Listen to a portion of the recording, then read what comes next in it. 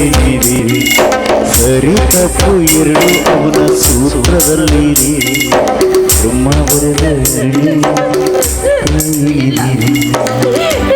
ನನ್ನ ಗಂಡನಿಂದ ನನಗಾವ ಸುಖ ವೈಭವಗಳು ಬೇಕಾಗಿಲ್ಲ. ನನ್ನ ಈ ಮಾಂಗಲ್ಯವನ್ನು ಉಳಿಸ್ಕೊಟ್ರೆ ಆ ಭಗವಂತ ನನಗಷ್ಟೇ ಸಾಕು. ಅವನ ಆವ ಸುಖ ದುಃಖಗಳು ನನಗೆ ಬೇಕಾಗಿಲ್ಲ. ಈ ಮುತ್ತೈದೆ ಸೌಭಾಗ್ಯ, ಈ ಮಾಂಗಲ್ಯ ಉಳಿಸ್ಕೊಡೋ ದೇವ್ರೆ.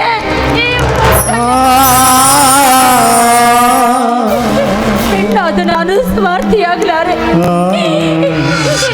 ಮದ್ವೆ ಆದ್ಮೇಲೆ ಮುಗಿದೋಯ್ತು. ಅಮರನೇ ನನ್ನ ಪತಿ, ಅವನು ಹೇಗಾದ್ರೂ ಮಾಡಿ ನಾನು ಉಳಿಸ್ಕೊಳ್ಬೇಕು. ನನ್ನ ಕುಂಕುಮವನ್ನ ಕಾಪಾಡ್ಕೊಳ್ಬೇಕು.